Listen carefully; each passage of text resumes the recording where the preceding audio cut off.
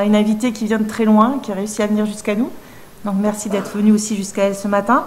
Donc c'est Maryse Bouchard, qui est donc chercheuse à la fois à l'Institut national de la recherche scientifique et à l'Université de Montréal, qui nous fait le plaisir de nous rendre visite, à la fois à l'occasion d'une thèse qui a été soutenue hier par Raphaël Tesser sur les expositions des riverains aux pesticides.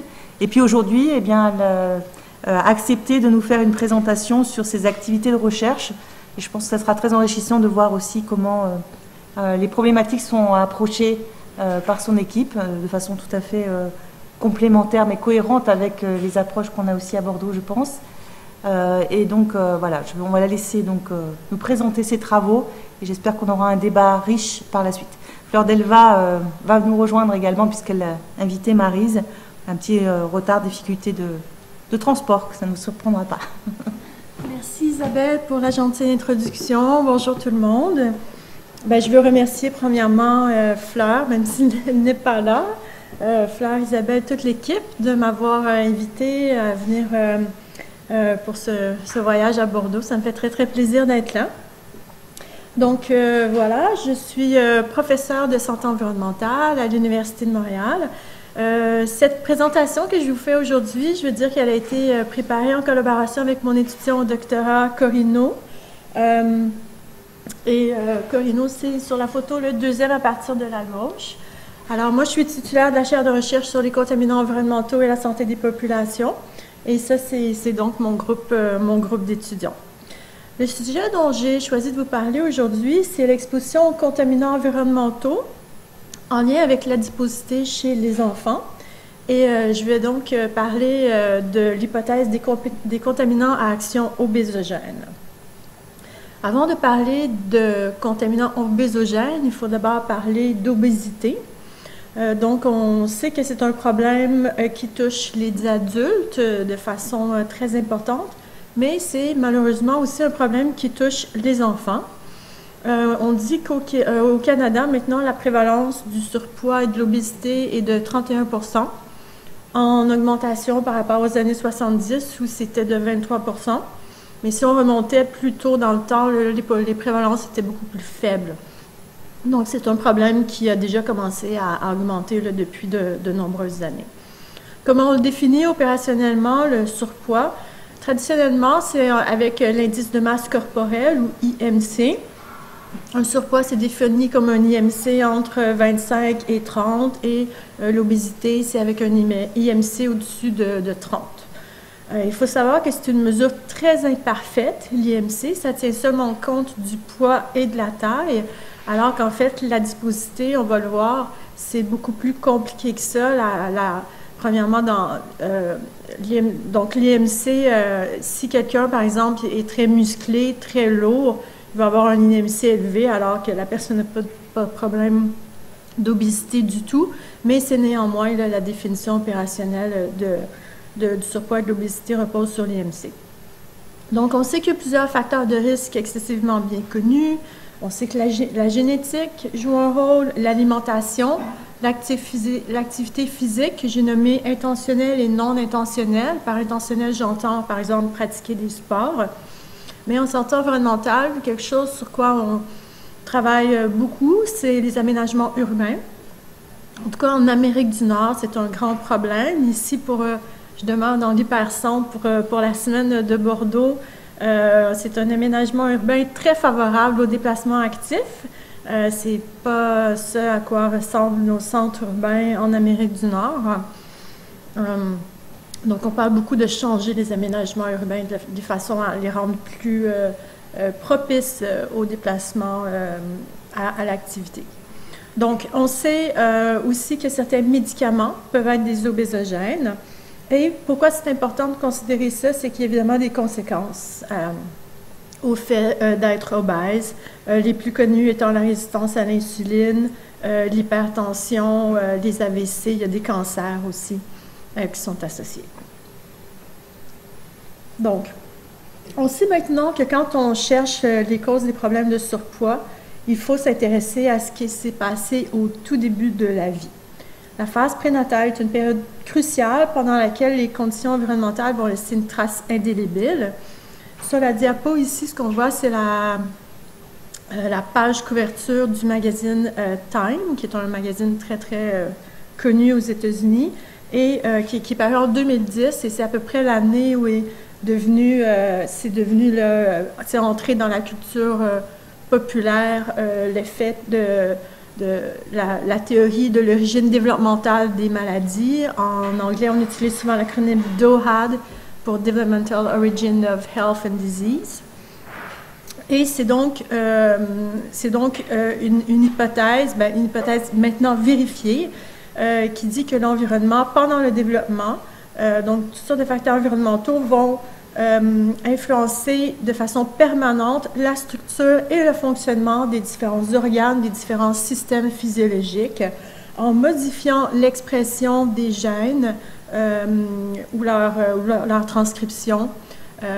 C'est avec ces études-là, c'est ce sujet-là qu'on a découvert l'existence de l'épigénome, qu'on peut décrire comme une couche supplémentaire qui se rajoute au génome, puis qui va influencer quels gènes vont être traduits, transcrits ou pas.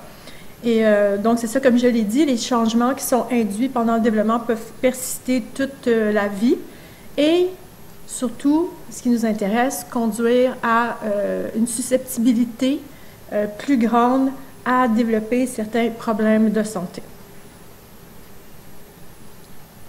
Si on focus sur l'obésité, le surpoids, on sait qu'il y a des circonstances qui arrivent au début de la vie qui vont influencer grandement le risque de ce surpoids à l'âge adulte. Par exemple, on sait que les femmes qui ont subi une dénutrition ou une restriction d'apport calorique lorsqu'elles étaient enceintes donnent souvent naissance à des bébés de petits poids et que ces enfants, si ensuite grandissent dans un environnement où il y a amplement de calories, ils vont développer, ils ont en fait un risque accru de façon importante de développer le syndrome métabolique, donc surpoids, hypertension, résistance à l'insuline. Donc, cette découverte-là a été très, très importante. Elle a été faite par l'équipe du Dr. Barker, qui se sont rendus compte que les enfants qui étaient nés tout de suite après la Deuxième Guerre mondiale, aux Pays-Bas, vous savez, tout le monde sait qu'il y a eu une grande famine aux Pays-Bas tout de suite après la Seconde Guerre mondiale, et donc il y avait vraiment, c'est ça, les femmes qui étaient enceintes à ce moment-là, malheureusement, ont vraiment subi une restriction d'apport calorique, et on a remarqué qu'il y a eu toute une génération d'enfants, après ça, qui ont grandi pour avoir des problèmes métaboliques.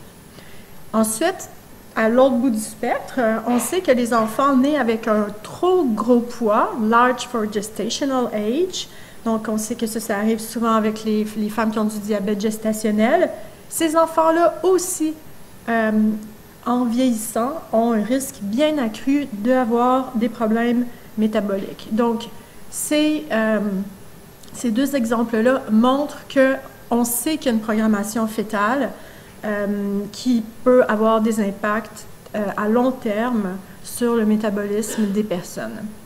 Maintenant, les contaminants environnementaux, qu'en est-il? Donc, deuxième preuve de principe que c'est logique de penser que certains contaminants environnementaux peuvent être des obésogènes. On sait que d'autres substances chimiques, qui sont des médicaments, influencent ou peuvent avoir comme conséquence une prise de poids très importante. C'est le cas, par exemple, des antidépresseurs et des médicaments contre le diabète. Donc, les médecins qui prescrivent ces médicaments-là savent et sont habitués de savoir qu'il faut aussi dealer, il faut qu'ils prennent compte et il faut qu'ils gèrent le risque qui va être entraîné par la grande prise de poids. Maintenant, donc l'hypothèse des obésogènes, c'est que l'exposition pendant la phase prénatale à des contaminants environnementaux va amener un développement anarchique, on pourrait dire, des tissus adipeux, donc du nombre et de la taille des adipocytes, Ça peut aussi induire des problèmes dans le contrôle de l'apport alimentaire et le métabolisme, via des effets sur le pancréas, les tissus adipeux, le foie, le tractus gastro-intestinal, le cerveau aussi, où il y a le contrôle de la satiété, de l'appétit, et des muscles aussi. Et finalement, ces contaminants peuvent aussi induire des dysfonctionnements dans les cellules bêta, puis la tolérance au glucose. Donc, ici, juste une diapo pour clarifier certains concepts qui sont interreliés mais distincts, dont on va parler aujourd'hui. Donc, tous les gens qui ont de l'obésité ne sont pas nécessairement malades, mais il y a un accroissement du risque. Donc, l'obésité, c'est vraiment défini par l'augmentation du tissu adipeux, comme je disais, taille, nombre des adipocytes. Le syndrome métabolique, c'est, oui, un surplus de graisse, mais aussi une augmentation des lipides sanguins, de la pression artérielle et des maladies cardiovasculaires. Et le diabète, c'est vraiment en fonction du glucose sanguin, c'est une intolérance à l'insuline.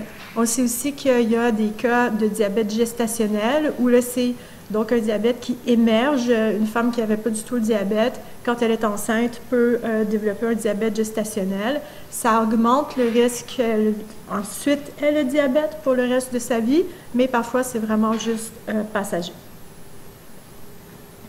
Donc, je vais vous présenter quelques données originales aujourd'hui. C'est tout nouveau, c'est vraiment des données exploratoires qui proviennent de la cohorte MIREC, qui est l'acronyme pour Maternal Infant Research on Environmental Chemicals.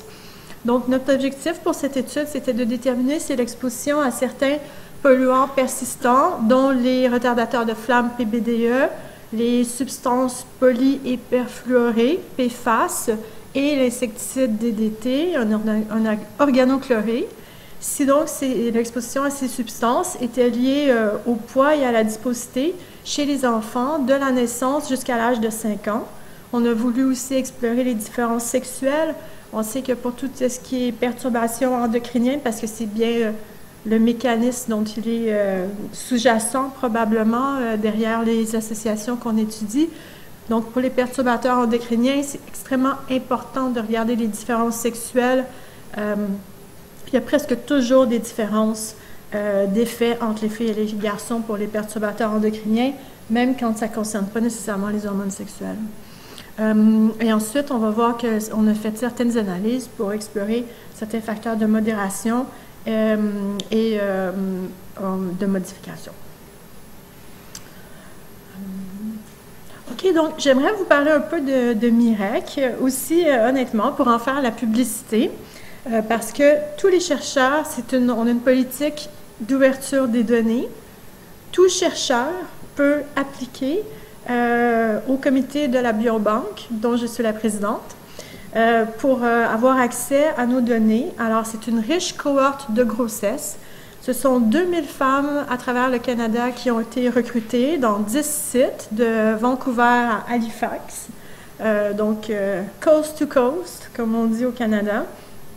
Et les femmes ont été regroupées dans des maternités. Elles ont été recrutées dès le début de leur grossesse, dès le premier trimestre.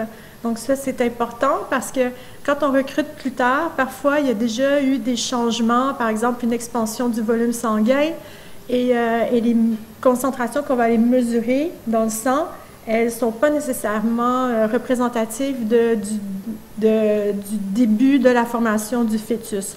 En tout cas, c'est toujours l'idéal quand on recrute tôt dans la grossesse, et c'est ce que nous avons fait. Donc, sinon, voilà, 2001 femmes enceintes recrutées entre 2008 et 2011. Les femmes devaient avoir 18 ans et plus et planifiées dans un accoucher à l'hôpital, parler français et anglais. Et ne pas avoir de pathologie très, très grave. Donc, ensuite, après avoir recruté ces femmes, nous avons suivi leurs enfants, et les femmes aussi d'ailleurs, parce qu'on a un volet qui s'intéresse à la santé des femmes. Donc, on a eu un suivi à l'âge de 6 mois, où on a mesuré certains indicateurs en tout cas par exemple, les caractéristiques sexuelles, la distance anogénitale, des choses comme ça. Ce dont je vais parler aujourd'hui, ce sont les données de Mirec CD+, le suivi qui a été fait entre l'âge de 2 et 5 ans, où on a évalué le neurodéveloppement et l'anthropométrie, la croissance physique, autrement dit.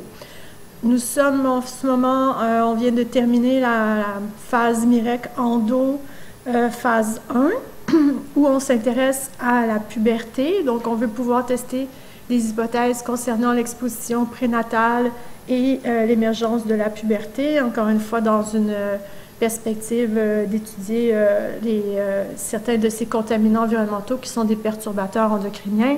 On sait que les gens s'inquiètent beaucoup de la puberté précoce, du devancement de l'âge de la puberté, qui est surtout observé chez les filles, moins chez les garçons. On ne sait pas encore exactement ce qui explique ça. On pense bien qu'il y a un lien avec l'adiposité, justement, parce que c'est vraiment un déclencheur chez la jeune fille à partir du moment où on atteint un certain pourcentage de gras corporel. On sait que c'est une des choses qui déclenche des voies de signalisation hormonale et qui enclenche la puberté, mais il semble que l'augmentation de l'obésité ne soit pas suffisante pour expliquer les différences dans l'âge de la puberté là, qui est de plus en plus jeune. Donc, on pense pouvoir, nous, avec cette étude, explorer beaucoup d'hypothèses en lien avec ça. Mais dans la phase qu'on vient de terminer, Mirec Endo 1, les enfants sont encore petits, ils ont encore juste 7, 8 ans, 9 ans, mais c'est important pour attraper le début de la puberté, c'est important de commencer jeune. Donc c'est ça, je vais juste revenir. Donc voilà, j'espère que je vous tente avec ce design longitudinal. On a une biobanque aussi, si vous appliquez, vous pouvez avoir non seulement des données, mais vous pouvez aussi avoir accès à des échantillons. On a des échantillons en alico, de sérum, d'urine, maternelle, on a des cheveux maternels, on a du sang de cordon, on a du méconium, on a du lait, on a ensuite évidemment le sang des enfants et l'urine des enfants au moment des suivis. Donc c'est ça, au niveau de Mirec Endo, si vous êtes intéressé, les données sur la puberté qui vont arriver bientôt, elles ne sont pas exploitées. Donc on a utilisé l'échelle de Tanner pour évaluer ce développement pubertaire. C'est pas mal l'approche qui est le gold standard pour ça. On évalue aussi la pression sanguine chez les enfants, on a fait des nouveaux échantillonnages biologiques. On a fait beaucoup de questionnaires parce que notre focus, c'est la puberté et les problèmes métaboliques. Donc, on a maintenant de très bons questionnaires sur l'alimentation des enfants. On s'est beaucoup intéressé aussi au stress. On essaye d'être un peu holistique, d'intégrer pas que des composantes d'environnement physique, mais d'environnement social aussi. Une autre grosse sujet en santé environnementale, c'est le vapotage. J'imagine que c'est la même chose ici. Le cannabis aussi, qui a été légalisé chez nous, bien en tout cas décriminalisé. Non, légalisé, c'est vendu dans des magasins gérés par le gouvernement. Donc, on a des données là-dessus là, pour pouvoir évaluer s'il y a des impacts, notamment sur le neurodéveloppement. Il y a quand même des inquiétudes à y avoir. Et ensuite, pour caractériser encore mieux les modes de vie, on a posé des accéléromètres aux enfants, donc c'est des bracelets et ça mesure l'activité physique d'une façon totalement objective. On a aussi des questionnaires, mais c'est difficile d'évaluer l'activité physique uniquement par questionnaire, donc on est allé avec des accéléromètres aussi.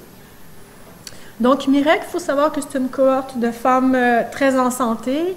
On a juste 3,1% par exemple de femmes qui avaient du diabète gestationnel, un peu plus qui avaient une intolérance au glucose, de la prééclampsie chez environ 3% des femmes, hypertension gestationnelle chez 7%. Le gain de poids pendant la grossesse, par contre, était supérieur aux recommandations pour une grande proportion des femmes, 57%. On a à peu près juste 6% des enfants qui étaient un petit poids de naissance et 7% de naissances prématurées qui est tout à fait ce qu'on voit dans la moyenne de la population, en tout cas au Canada. Donc, une population quand même représentative au niveau de ses paramètres de santé. Au niveau des contaminants qui ont été mesurés, ça donne une petite idée de ce qu'on voit. Ici, c'est juste des taux de détection. Donc, 100% de taux de détection pour des phtalates, pour le DDE, pour le plomb. Encore les BPC, on les détecte, le PFOA, le triclosan. Donc, il y en a bien d'autres. Je vais passer vite là-dessus. Donc, dans le cas des données que je vais revenir là, aux résultats que je vais vous présenter aujourd'hui. Donc, les PFAS, c'est des substances en ce moment qui sont sur toutes les lèvres. Je ne sais pas si c'est le cas aussi en France, mais au Canada, aux États-Unis, on ne parle que de ça. On s'est mis à les chercher un peu partout et on les trouve partout. Ils sont dans l'eau, ils sont dans les sols, ils sont dans la bouffe.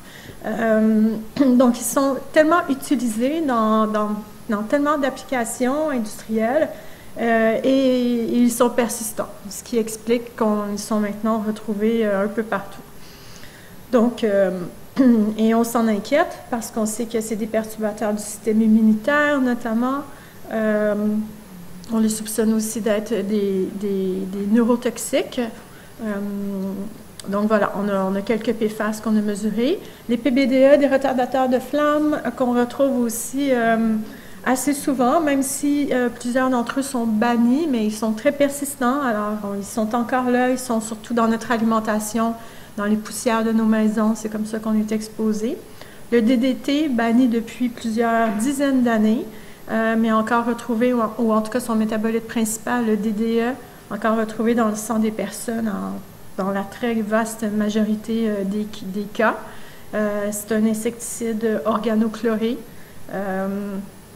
dont la toxicité est bien connue, mais maintenant on le retrouve quand même à des concentrations qui sont relativement faibles. Donc voilà, il va être encore avec nous pour de nombreuses années. Le DDT en particulier, là, de la liste, c'est celui qui a la demi-vie la plus longue. Donc, on a évalué l'exposition prénatale dans des échantillons de sang maternel du premier trimestre. Pour tous les contaminants dont il est question aujourd'hui, c'est vraiment le sang qui est le bon biomarqueur. Pour les PBDE, on a vraiment juste 4 congénères qui avaient une fréquence de détection assez importante pour qu'on les analyse. C'est le BDE 47, le 99, le 100 puis le 153. Mais on fait leur somme aussi, on peut les sommer. Ils ont des effets similaires, donc ça fait du sens quand même de faire une sommation. Pour les PFAS, c'est le PFOS, PFOA, PFHXS pour lesquels on a les données. On avait des taux de détection au-dessus de 90%, donc ils sont vraiment là chez tout le monde. Le DDT, on le mesure presque plus, mais juste 5% du monde ont encore du DDT, mais on a son métabolite, le DDE, chez 90%, donc c'est vraiment le DDE aujourd'hui qu'on analyse. Toutes nos analyses sont transformées en log 10 parce que ils ont des distributions avec des longues queues. Donc voilà, on les standardise. Aussi pour les lipides, c'est-à-dire les PBDE et le DDE, les PFAS, on ne standardise pas pour des lipides parce que ce n'est pas lié avec les lipides, ils sont plutôt accrochés avec des protéines dans le sang. Et puis, on a imputé des limites de détection, on n'en avait pas, les valeurs sur la limite de détection, on n'en avait pas énormément, mais on les a imputées par Regression on Order Statistic, qui est une méthode semi-paramétrique.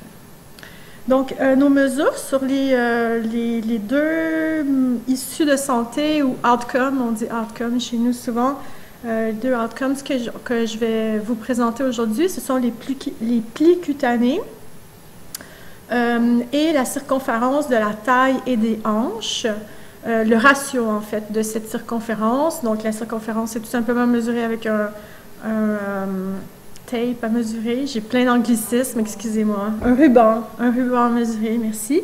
Puis pour l'épaisseur des plis cutanés, on utilise un caliper et on les a mesurés derrière le triceps et dans le dos. Donc, on a des repères anatomiques pour vraiment mesurer exactement à la bonne place. Et c'est mesuré en millimètres. Et on a fait la somme des plis. On avait un contrôle qualité, plusieurs mesures étaient prises, etc.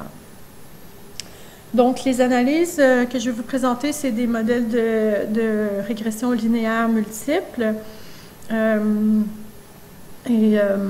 a fait des analyses de médiation aussi pour évaluer comment le gain de poids gestationnel, l'intolérance au glucose et le diabète gestationnel peuvent médier les associations qu'on a vues. On a aussi fait des analyses de mélange avec Bayesian Kernel Machine Regression. Je m'excuse, je n'ai pas la traduction française. Donc, c'est une méthode non paramétrique. Et puis, on a tout fait ça avec R. Pour nos covariables, le choix des variables de confusion, on a fait des DAGs. J'imagine qu'en épidémiologie aussi, c'est l'approche qui est privilégiée. Je ne vais pas vous expliquer mon DAG, je ne pense pas que c'est nécessaire. Mais juste dire qu'on a fait une analyse rigoureuse là, pour vraiment trouver le set minimal de variables de confusion. Puis on a trouvé qu'il fallait corriger pour l'âge maternel, l'éducation maternelle, le revenu, la parité, la cigarette, pardon, il a fait une erreur maintenant, c'est pas City of Birth, c'est le pays de naissance, Canada ou autre, et l'âge de l'enfant. OK. On ne voit rien sur cette diapo-là. En gros, ce qu'il faut que vous sachiez, c'est que l'âge moyen des femmes était 32 ans. 65% d'entre elles ont fait des études universitaires, qui est beaucoup plus élevé. Donc, on a une cohorte de femmes qui est plus éduquée et dont le revenu est plus élevé que la population générale. C'est à peu près toujours le cas, à moins de faire des grands efforts pour rebalancer notre échantillon, là, c'est souvent le cas quand on fait des études. On avait seulement 3% des femmes qui étaient des fumeuses, 85% des femmes se décrivaient comme blanches et 42% étaient primipare, c'est-à-dire que c'était leur première grossesse.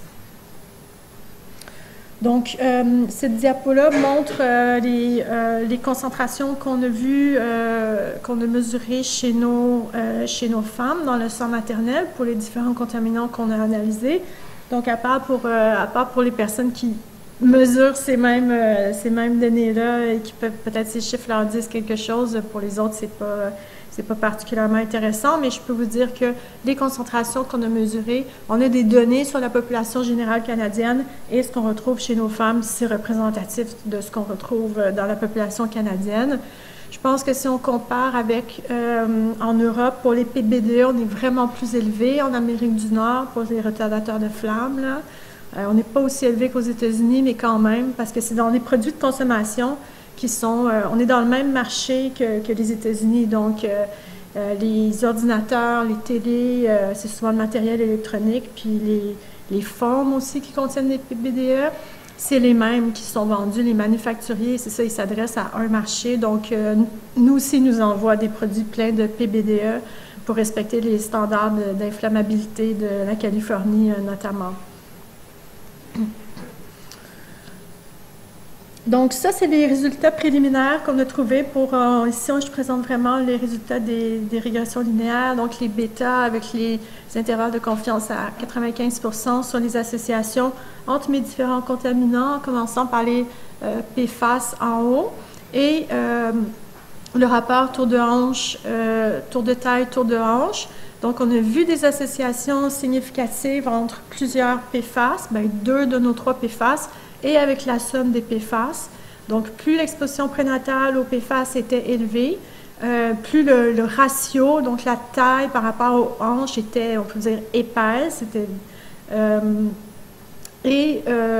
Par contre, les PBDE n'étaient pas associés au ratio tour de taille, tour de hanche, ni le DDE. Ensuite, ce qui est intéressant, si on regarde la deuxième colonne à droite, ici, ce sont les plis cutanés. Et là, on voit que les PFAS, ils sont associés à des plis cutanés plus petits. Donc, un tour de taille plus épais, mais moins de gras, moins d'adiposité dans le haut du corps. Donc, c'est comme s'il y avait un déplacement ou de la localisation où les tissus graisseux s'accumulent. Pour les PFAS. Pour les PBDE, comme je disais, il n'y avait pas d'effet sur le tour de taille, tour de hanche, mais il y a un effet sur les plis cutanés. Le BDE 100 augmente les plis cutanés, donc plus d'adiposité en lien avec le PBDE. Et là, ce que j'ai pointé, c'est les associations qui étaient statistiquement significatives.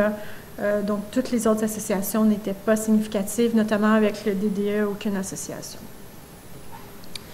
Maintenant, on a voulu regarder si le sexe et l'IMC maternel modifiaient ces associations. Je le disais, c'est important de regarder les filles et les garçons. Pour le ratio tour de taille, tour de hanche, il n'y a pas de différence entre les filles et les garçons quant aux associations avec les contaminants qu'on a mesurés. Il n'y avait vraiment aucune interaction, même à un P 0,2. Pas non plus de modification d'effet par l'IBM maternel, l'IMC maternel, pour le ratio tour de hanche, tour de taille. Par contre, pour les plis cutanés, on observe là, que pour les PBDE, il semble avoir de façon consistante une association qui est plus importante chez les garçons que chez les filles. Donc, un accroissement des plis cutanés là, qui est plus marqué chez les garçons en lien avec les retardateurs de flamme. On a aussi une interaction significative entre l'indice de masse corporelle et le DDE pour les plis cutanés. C'est celle-ci en bas à droite. Par contre, il n'y a aucun des estimés comme tel qui est significatif.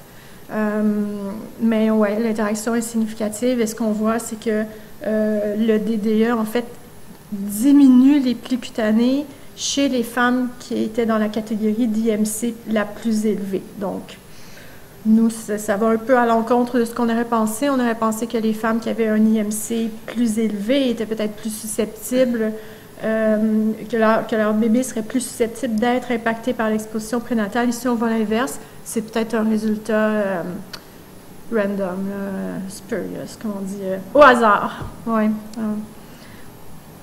OK, maintenant, on a voulu analyser, on a fait des analyses de médiation. Je m'excuse, ma diapo est vraiment petite, mais il n'y avait rien. On a regardé si donc nos associations pouvaient être expliquées par notamment le gain de poids gestationnel, l'intolérance au glucose et le diabète gestationnel. Mais il faut voir que pour l'intolérance au glucose et le diabète gestationnel, on avait très peu de femmes. Hein, si vous vous souvenez des stats que j'ai présentées au début, c'était 3, 4 puis 7 là. Donc, on n'a pas du tout là, une bonne cohorte probablement pour analyser ces effets-là. Peut-être que s'ils avaient été hyper marqués, on les aurait détectés, mais là, on n'a rien vu. Donc, on ne voit pas, mais tout était non significatif dans ces effets-là. OK, maintenant, ça, c'est notre analyse de mélange. Donc, les analyses de mélange, c'est bien beau, on veut en faire, mais Dieu que c'est dur à interpréter. C'est jamais super clair parce que c'est le mélange. Donc, quand même. Ici, ce qu'on trouve, c'est qu'il n'y a pas d'effet du mélange sur le ratio tour de taille, tour de hanche. Par contre, pour les plis cutanés, donc, ce que ça présente ici, la figure, là, OK, c'est l'effet du mélange à différents percentiles comparé à quand tous les contaminants sont au 50e percentile. Donc, le point du milieu, c'est tous les contaminants au 50e percentile. Puis après ça, là, on augmente. Ici, on est à 0,7, voyez-vous. Donc, on compare avec le percentile 50. Et ce qu'on voit, c'est qu'effectivement, là, au-dessus de... il y a un effet du mélange, donc, qui est plus marqué. Maintenant, on a le tableau de gauche ici. Les PIP, c'est des indicateurs. Donc, le groupe PIP, ce qu'il nous dit, c'est que c'est vraiment les PBDE qui drivent la relation dans ce mélange, dans l'effet mélange sur les plis cutanés. C'est vraiment les PBDE qui sont les plus importants. Et dans ces PBDE, si on regarde le conditional PIP, ça nous dit lequel des PBDE qui est le plus important. Et on voit que ce serait le PBDE 100. Et alors, ça correspond d'ailleurs avec les analyses qu'on a fait contaminant par contaminant. Donc, ce qu'on a vu, c'est que l'exposition prénatale au PFAS était associée à un changement dans la distribution de la graisse corporelle, plus de graisse corporelle dans la région abdominale et moins dans le haut du corps. On a vu que certains PPDA étaient associés à des flux cutanés plus épais chez les garçons seulement.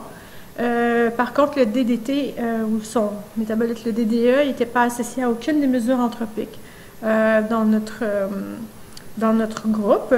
Puis, on voit qu'il y a vraiment un effet du mélange qui semble être significatif, mais honnêtement, je vais faire plus d'analyse sur cet effet mélange-là pour mieux comprendre, notamment savoir dans quelle mesure l'effet du mélange est plus important que l'effet pris séparément. Donc, en tout cas, c'est un peu compliqué, il faut désagréger tout ça. Donc, il reste des analyses à faire, tout n'est pas... c'est vraiment... ça n'a pas été publié, ce que je vous présente aujourd'hui, évidemment, c'est des analyses préliminaires. Donc, l'étude MIREX, c'est quand même une étude qui a quelques forces. On a, comme je le disais, on a mesuré les femmes dès le début de leur grossesse. On a un échantillon qui est quand même pas pire, comme on dit chez nous, avec 760 pères, mères, enfants. Par contre, les enfants étaient probablement un peu trop jeunes pour étudier la question d'intérêt ici. Les résultats sont quand même assez généralisables à la population dans une certaine mesure. On pourrait balancer en faisant des poids inversés, par exemple, là, pour rebalancer ça avec la population. Mais ce qui va vraiment... donc, si on veut vraiment étudier l'effet sur la santé métabolique, c'est sûr qu'on aurait aimé avoir d'autres mesures, mais ça s'en vient dans le suivi à 8-9 ans. Là, on va avoir la pression artérielle. On va avoir aussi des meilleures mesures d'adiposité parce qu'on a utilisé des balances à impédance qui nous donnent le pourcentage de gras corporel, notamment. On va pouvoir faire aussi des analyses beaucoup plus raffinées avec des trajectoires parce qu'on va avoir plusieurs points de mesure. Ça va vraiment aussi être super intéressant d'intégrer à ça le développement pubertaire parce qu'on sait qu'il y a vraiment un gros lien entre l'adiposité et le développement pubertaire. Et on va aussi avoir des nouvelles mesures de l'exposition parce que là, on avait juste l'exposition prénatale, mais ces enfants continuent d'être exposés à ces substances, puis on les a remesurés maintenant chez les enfants dont on fait le suivi en ce moment. Donc, les obésogènes peuvent agir à travers toutes sortes de mécanismes. Ils peuvent changer l'appétit. J'ai pas du tout parlé de ça aujourd'hui. Ils peuvent changer même le microbiome, avoir des effets sur le foie, des effets d'inflammation, sur les lipides. Donc, il y a énormément de outcomes puis de choses qu'on peut étudier si on veut avoir vraiment un bon portrait des obésogènes. Je pense que c'est un sujet sur lequel il reste beaucoup de travail à faire. Ça fait à peine 10 ans qu'on s'intéresse au sujet. 10 ans, ça a l'air long comme ça quand on dit, mais en recherche, c'est pas long. Surtout quand on a besoin d'études longitudinales. Donc, c'est un sujet sur lequel il reste beaucoup de choses à étudier. Merci beaucoup de m'avoir écouté. Merci de votre attention.